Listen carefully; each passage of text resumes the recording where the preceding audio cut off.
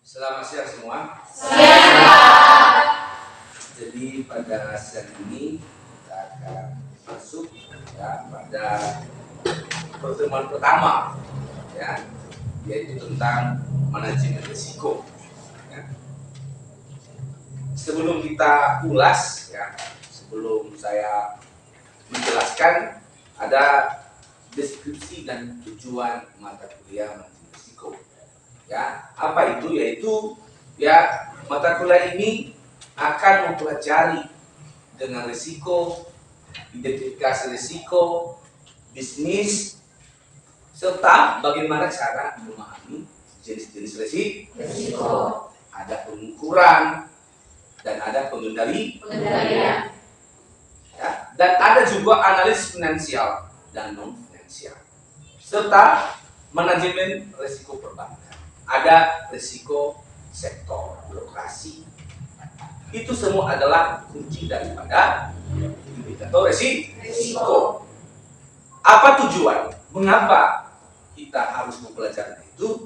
Yaitu ya untuk memahami konsep ya, dan teknis analisis yang berkaitan dengan manajemen risiko dan bagaimana penerapannya baik dalam keluarga maupun dalam perusahaan ya, serta apa penyebab daripada munculnya risiko ya, dan untuk apa perlu identifikasi ya, sehingga dari kunci ya indikator risiko ini akan ya mengurangi yang disebut dengan risiko. Jadi di sini ada ya sumber-sumber ya daftar pustaka atau bank pustaka. Yang pertama ya buku manajemen risiko pada perusahaan dan birokrasi oleh Hinsan Siahaan tahun 2009 ya. Kedua ada buku manajemen risiko bisnis Tony Pramana 2011 ya, yaitu Sinar Buku Publishing.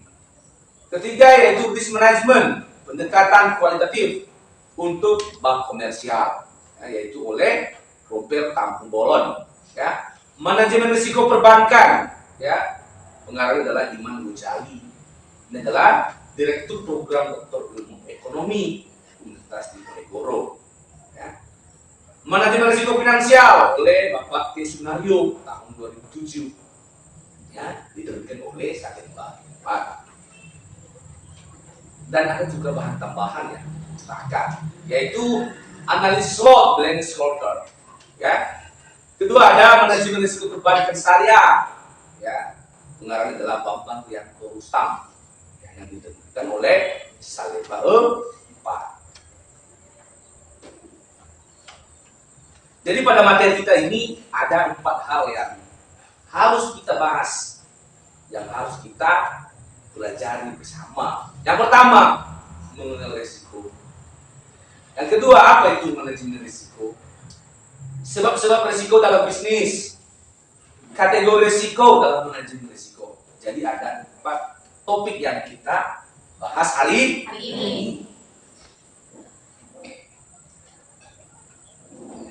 Mengenal risiko ya, menurut Kamus Bahasa Indonesia, bahwa risiko itu adalah suatu akibat yang kurang menyenangkan, merugikan, membahayakan dari suatu perbuatan atau tidak.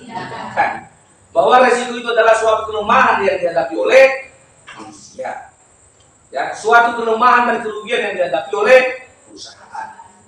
Jadi semua itu adalah ya penting harus dipelajari, ya, baik dalam keluarga maupun dalam perusahaan.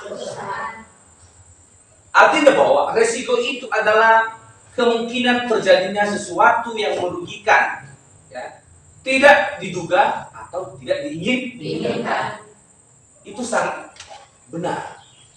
Manusia tidak ada yang menginginkan bila saya mengalami kerugian. Juga perusahaan tidak menginginkan harus bisa perusahaan saya itu bangkrut.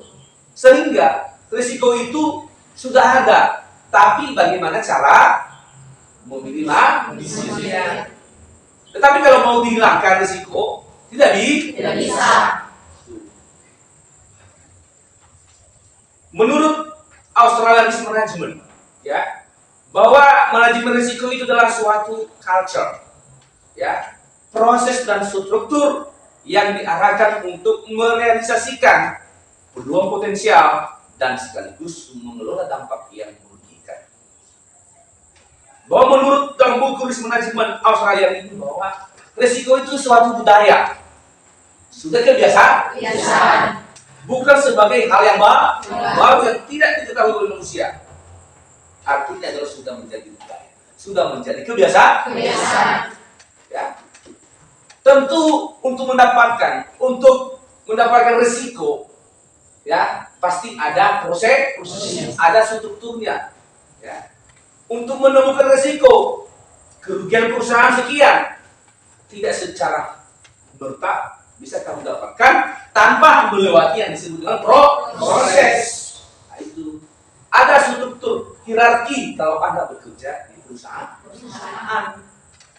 Bagaimana karyawan bisa bertanya kepada atasan? Tidak bisa langsung, ya, tetapi harus diikuti dengan hierarki. Itu. Dengan kata lain juga bahwa risiko itu harus ditangani secara sistem formal yang difokuskan atau yang dikonsentrasikan pada pengidentifikasian, ya, dan pengontrolan peristiwa atau kejadian yang memiliki kemungkinan perubahan yang tidak dimiliki. Ya. Bahwa risiko itu juga didasari pada sumber data. Peristiwa yang sudah terjadi, ya, dibuat sebagai pengalaman, sebagai dasar untuk memproyeksi, ya, kelemahan di masa yang akan datang. Jadi bagaimana tentang hubungan dan fungsi, ya, manajemen risiko di perusahaan, di salah satu perusahaan, ya. Manajer risiko biasanya di bawah direktur keuangan. Ada hubungan dengan fungsi keuangan dan ada hubungannya dengan accounting. Nah, itu, ya. Manajer risiko adalah suatu, ya, bidang yang akan menganalisis, ya, peristiwa-peristiwa. Tetapi bagaimana sinergitasnya terhadap bidang lain? Tadi adalah bidang keuangan. Dan beberapa bidang lain, bidang pemasaran, bidang produksi, itu semua ada sinergitas terpadu, ya. Bidang manajemen risiko, Anda tidak bisa bekerja, ya, kalau tidak ada bidang lain. Hubungan dengan fungsi keuangan, ya. Yang pertama, bagaimana keuangan menganalisis pengaruh turunnya profit dan arus kas. Nah, itu salah satu hubungannya manajemen risiko dengan bidang keuangan. Ketika perusahaan ini mengalami profit kenaikan atau penurunan, ya, itu harus ada koordinasi, ya, berbicara soal data. Kedua, dalam menetapkan pembelian atas peralatan mahal dan baru harus mempertimbangkan risiko murni, ya kan? Risiko murni, contoh apa? Inflasi. Ketika bidang keuangan atau bidang penganggaran akan, ya, merencanakan rancangan anggaran biaya pembelian peralatan atau barang lainnya, tentu akan memproyeksikan, ya, ketika, ya, perekonomian itu mengalami risiko murni, contohnya adalah inflasi. Hubungannya dengan accounting lagi, ya, mengurangi kesempatan pegawai melakukan penggelapan dengan cara kontrol internal dan audit internal. Ya. Manajer risiko ini juga punya tujuan, yaitu bagaimana perusahaan itu bisa bekerja semaksimal, bisa menghindari orang-orang yang akan melakukan korupsi. Ya. Ketika manajer risiko itu selalu menaati aturan-aturan atau metode-metode yang dimiliki oleh manajer risiko ya pada pengauditan internal. Ketika manajer risiko melakukan audit sekali sebulan, ya harus dilakukan. Jangan nanti ya sudah diberi kewenangan bahwa manajer risiko itu akan diberi kewenangan 1 bulan selalu mengaudit, tapi manajer risiko tersebut tidak melakukannya. Artinya memberi peluang kepada bidang-bidang lainnya untuk melakukan korupsi. Tuh. Mengidentifikasi dan mengukur exposure melalui ranking aset mengenai kebenaran fakta. Iya. Juga manajer risiko itu harus ya memantau rekening perusahaan.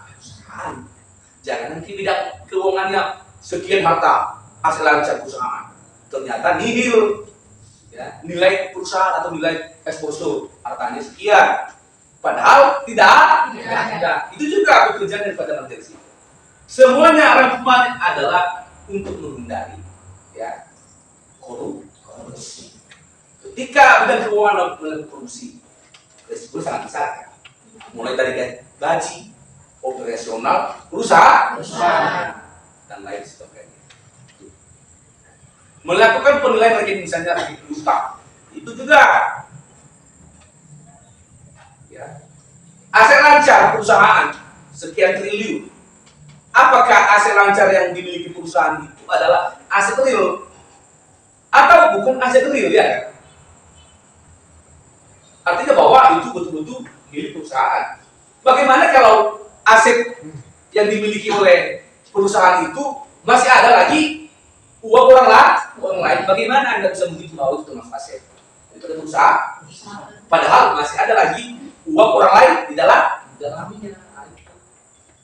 Itu juga pekerjaan daripada manajer risiko. Kategori risiko menurut Trisman, Mustafa dan Hot tahun 2001. Kategori risiko ada berdasarkan ketidakpastian berupa waktu. Bahwa data daripada risiko itu ya tidak hanya satu, hanya bulan ini pasti risiko ada. Tidak perlu kita ketahui. Tapi bagaimana cara mengantisipasi? Sediakan payung sebelum hujan. Risiko juga berdasarkan fakta, objek. Jangan juga Anda kerang-karang. Ya. Nanti data kamu tidak valid. Ketika skripsi kamu mengada-ngada, maka hasil itu adalah tidak bisa diteruskan, dibatalkan. Ketidakpastian itu ada sifatnya statis, ada sifatnya dinamis. Ya. Kalau objektif ada 2, orang dan tempat, subjek dan objek.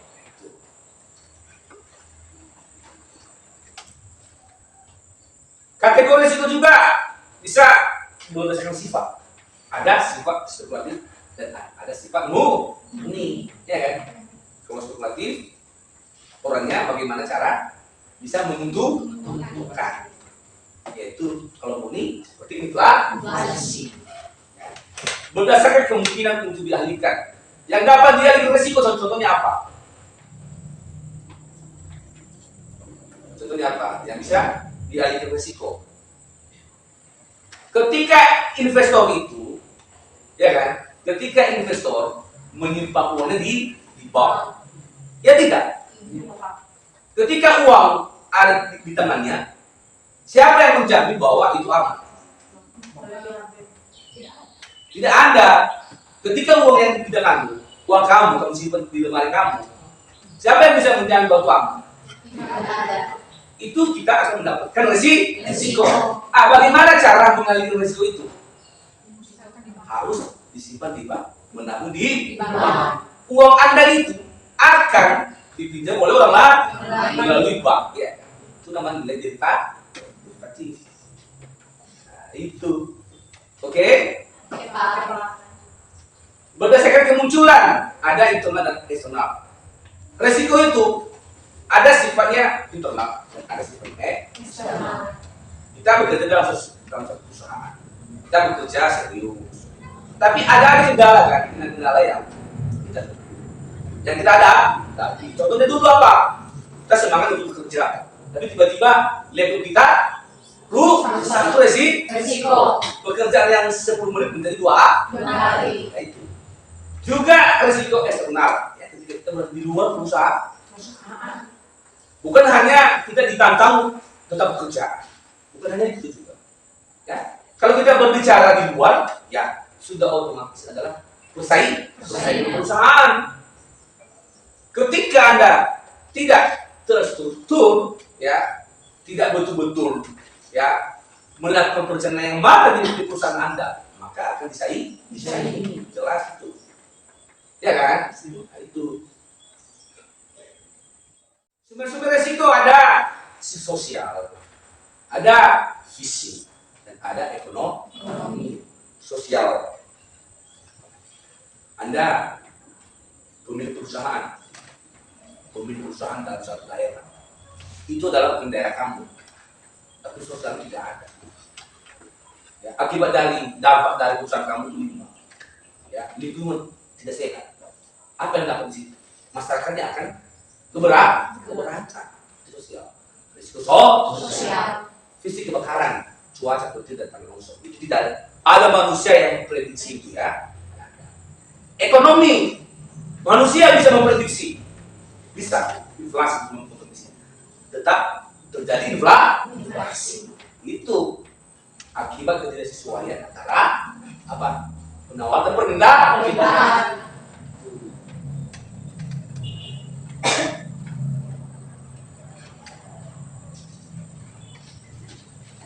Ya, ini mengenai perkara hukum juga ada dalam mengenai risiko ini ya. Ada kemungkinan risiko hukum yang dihadapi perusahaan. Ada dampak perkara hukum, hak intelektual, etika bisnis, legalitas usaha dan karyawan. Ya, risiko perusahaan terjadi kalau kita berbicara soal ketenaga kerjaan. Tenaga kerja dilindungi oleh Kementerian Ketenagakerjaan. Ya. Standar gajinya saja sudah dihitungkan menurut dia mana. Tapi perusahaan tidak peduli,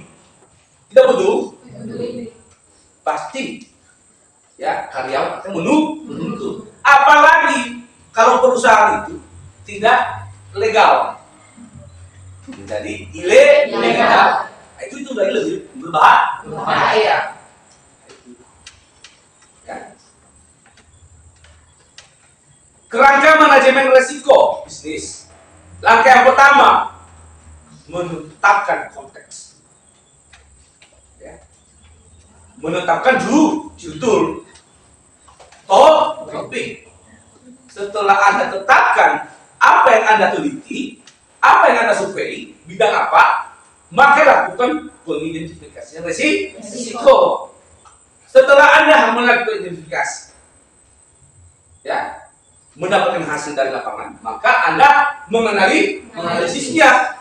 Ya. Setelah Anda menganalisis, harus mengevaluasi. Setelah Anda mengevaluasi, Anda mendapatkan kerugian, ya kan? Metode apa yang Anda dapatkan? Harus ada metode penanganan risiko. Itulah ya langkah-langkah daripada rangka manajemen risiko. Jadi demikian dulu penjelasan dari saya. Jika ada nanti yang perlu ditanyakan, mari kita diskusikan. Terima kasih.